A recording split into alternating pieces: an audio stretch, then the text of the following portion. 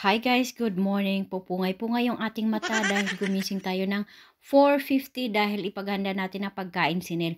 So ito yung niluto niya nung nakarang araw na spaghetti bolognese. So pang last day na to dahil nga ito yung babaunin niya para sa kanyang lunch mamaya. Pagka may diet food siya, sa gabi pa lang ay nilalagay ko na sa kanyang lunch box.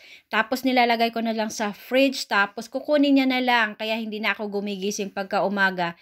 Dahil ngayon kasi ay hindi siya nakapag-order kaya gumising ako ng maaga. So, hindi naman ako nagluto dahil nilipat ko lang sa baunan niya. So, lagi yung alis niya 5:10 ng umaga. Pagka-alis niya, babalik ako sa aking pagtulog.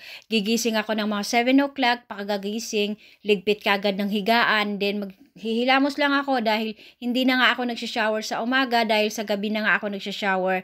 So, minsan, ang ginagawa ko ay hilamos, toothbrush lang, bihis, then diretso na ako sa aking trabaho. Kasi tulad sa atin sa Pinas na kahit mag-shower ka sa gabi, kailangan mo pa rin mag-shower kinaumagahan, papasok sa iyong trabaho dahil kung hindi, manlalagkit ka sa pawis at dahil kasi sa ating weather sa Pinas na mainit, dito kasi pwede mong gawin na sa gabi ka lang mag-shower, sa umaga hilamos ka na lang, toothbrush, then good to go ka na pagka pupunta ka sa trabaho mo. Pasok ko ngayon ay Tuesday, 8:50 ng umaga. So change costume na tayo dahil mag-umpisa na tayo ng ating bakbakan na trabaho.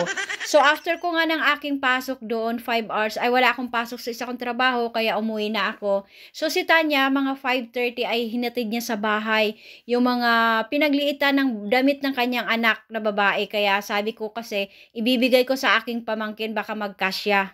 Eto, 2 bag yung kanyang hinatid pa talaga. So, katatapos lang niya ng kanyang trabaho. So, ang trabaho kasi namin ay malapit lang sa bahay. Kaya, din-drop off niya na lang sa amin. Diba, may pa-special delivery pa talaga siya. Magdi-dinner na, kaya ipinagluto ko si Neil ng fried rice. Mag-o-order pa sana siya, kaya sabi ko sa kanya, ako na lang magluto ng fried rice niya. Ito kasi yung gusto niyang fried rice, yung may bacon at saka maraming gulay. So ako yung gumagawa ng kanyang fried rice kasi hindi naman siya marunong magawa ng ganito. Sabi ko kasi sa kanya, bawas-bawasan niya niyang umorder ng pagkain sa labas kasi nga inuubo siya. Hindi natin alam kung ano yung mga ingredients na mga nilalagay nila sa kanilang pagkain.